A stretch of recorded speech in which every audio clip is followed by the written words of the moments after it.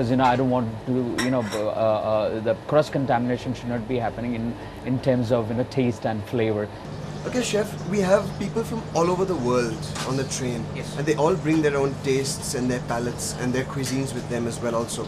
How do you prepare a menu which is different every time and so varied?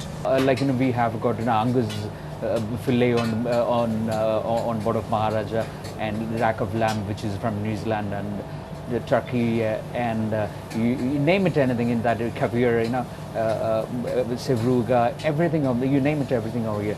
You must have met obviously hundreds of people. Any interesting stories or anecdotes that have come by you that have happened? Well, people comes over here from around the world, they are well traveled. And last month, one of the master chef of the Great Britain was on the train for a week. Okay. And he traveled with us, and he was so happy with the food and the presentation and the taste of the food and authenticity of the food.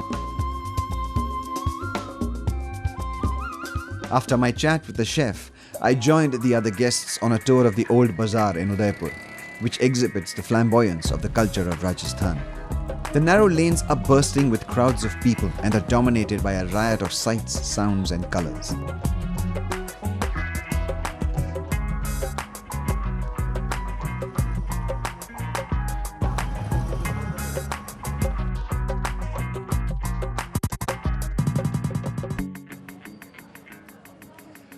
Although in a market like this, one can buy almost anything under the sun, but what it's especially famous for is its embroidered and printed fabrics, jewelry, paintings, carved wooden artifacts, and many other local crafts.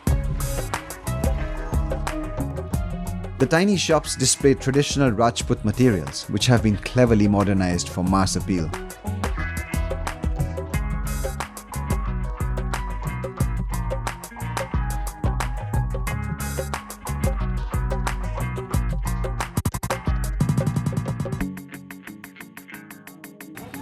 And after you've completely exhausted yourself shopping, do take the time out to sample some of the exquisite street food which has become quite the specialty right here in Udaipur.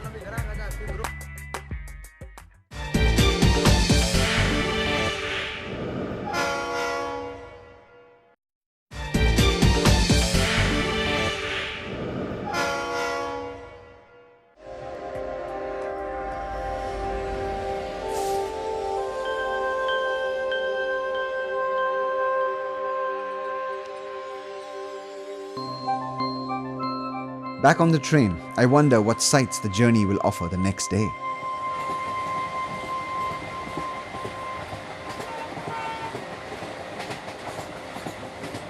The train continues its journey from the region of Mewar to the stronghold of Marwar. The next day dawns on a musical note.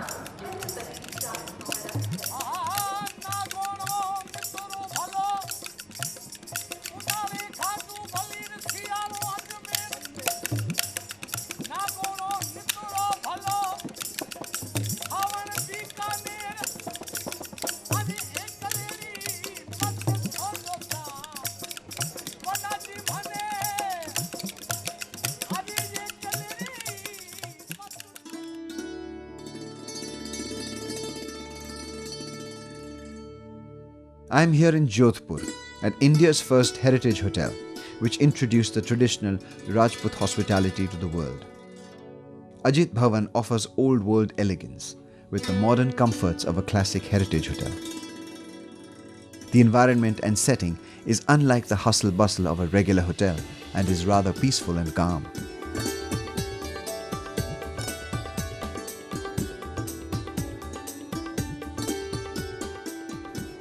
One of Jodhpur's best kept secrets. This hotel has all the design and feel of a rustic rural village, yet it has all the modern amenities of a 7-star hotel.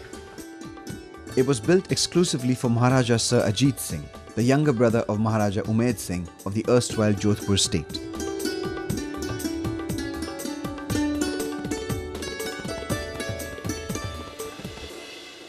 You know, every time I've come to Jodhpur, I've always done the touristy things. So this time I thought, let me do something different and unique. That way I can show you guys a different facet of Jodhpur city. Follow me.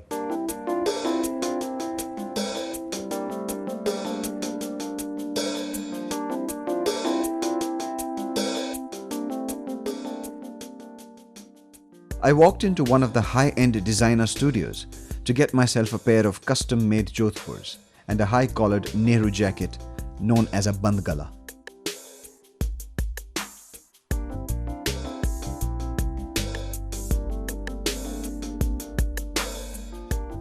Jodhpurs are trousers which are tight around the calves and ankles and baggy at the thighs. Around 1890, Raja Sir Pratap Singh of Jodhpur started wearing riding breeches tailored for the game of polo.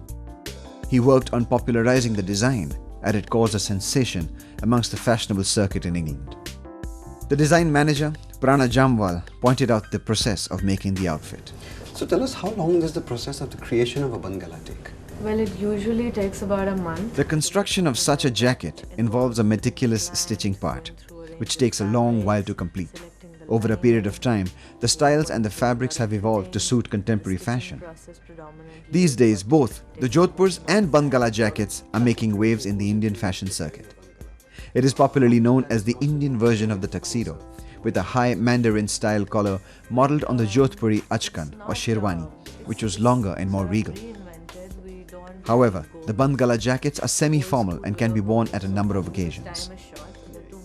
I tried on the outfit to see how it would fit me.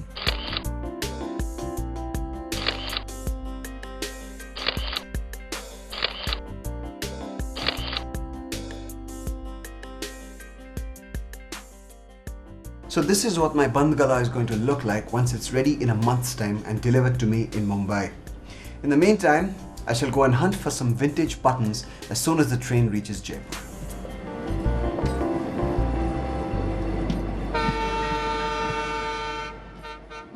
I got back on the train just in time for lunch as it chugged off to the next destination.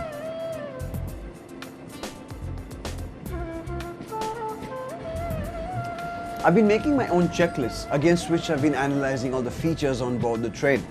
And one of them have been the varied cuisine, the varied meals that are being served to me. Let's see how this meal holds up. I've begun with a starter, which is a kind of like a deep fried samosa, if you may, stuffed with cheese and mushrooms, which has been served to me on a bed of cottage cheese and capsicum. With a little bit of olive oil thrown in. Tastes pretty good.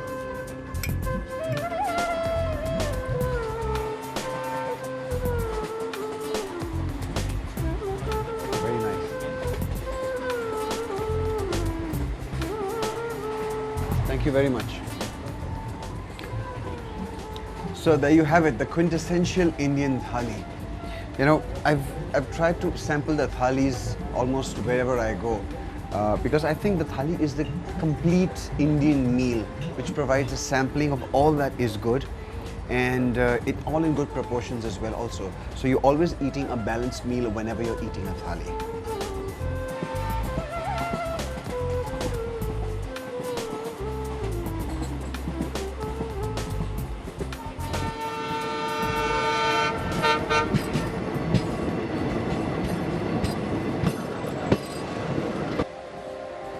In the morning, while the train was en route to Bikaner, I thought I would catch up and check my mails. I was told that the train has Wi-Fi connectivity, so I thought I'd put it to the test.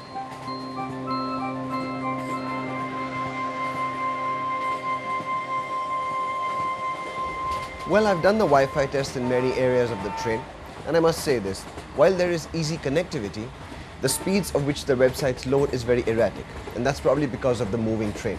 But the fact that every coach has Wi-Fi is a plus point in my books.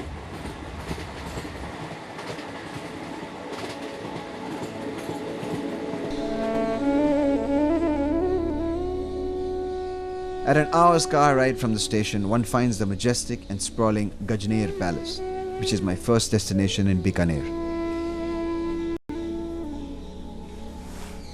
This was built by Bikaner's most famous former ruler, Maharajas Sir Ganga Singh. It was later converted into a heritage hotel in the mid-1970s. Built in red sandstone with carved pillars and jharokas or screens, the craftsmanship here is admirable. Every detail, from the furniture to the wallpaper and picturesque windows, has been restored, providing the feel of the royal era.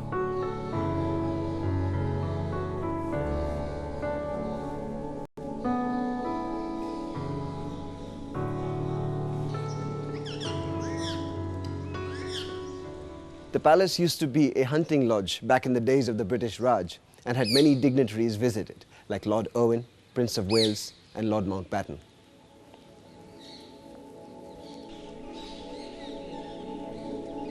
While taking a tour, I came across a small temple in one wing of the palace, which is used for worship by the staff and the tourists alike.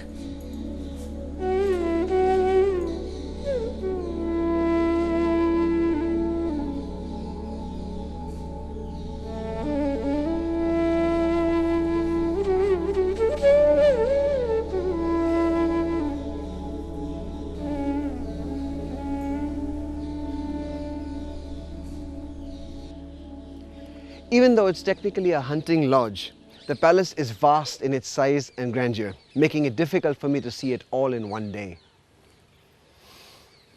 Next time then.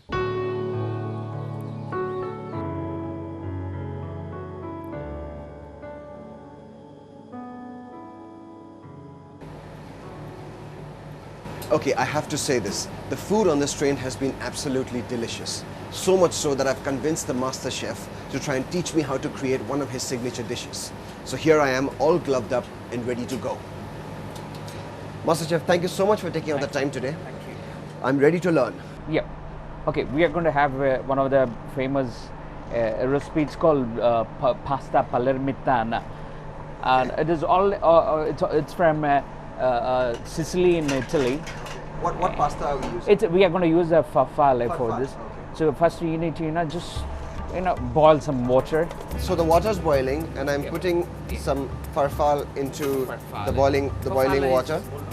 I used to find cooking a very relaxing and soothing activity, but for the staff of a luxury train, it comes across as a pressure test. You can stir that till it get golden It brown must take a color. lot of practice to cook and get everything right in a speeding train. Yeah, you can have some of that. Yeah, throw all the pasta into the sauce.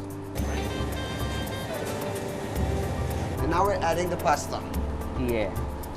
Well, that's fantastic. Just stir Now them. we stir it up. Nevertheless, I'm going to definitely try this at home.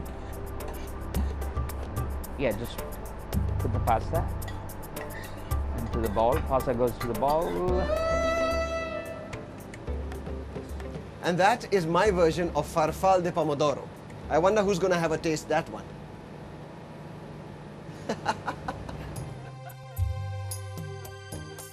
As my trip to Bikaner comes to an end, I am back at the station again, waiting to get onto a camel to ride into Jandasar village, where I'm going to be treated to a magnificent sunset over the sand dunes and spend time at a real Rajasthani village.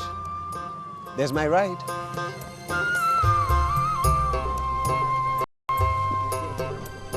Bikaner's sand dunes reflect its rich cultural legacy.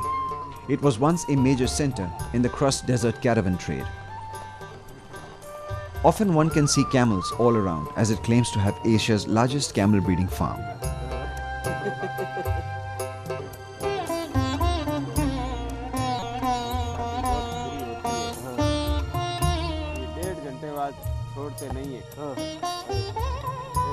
The evening in Bikaner was planned keeping in mind the spirit and flavor of this desert part of Rajasthan.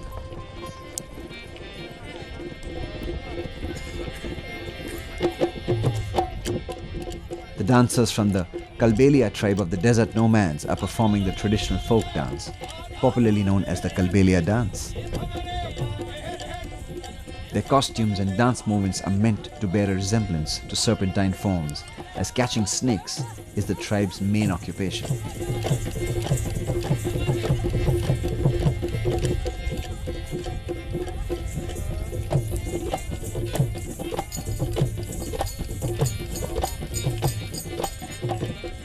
Another unique experience on board the Maharajas Express.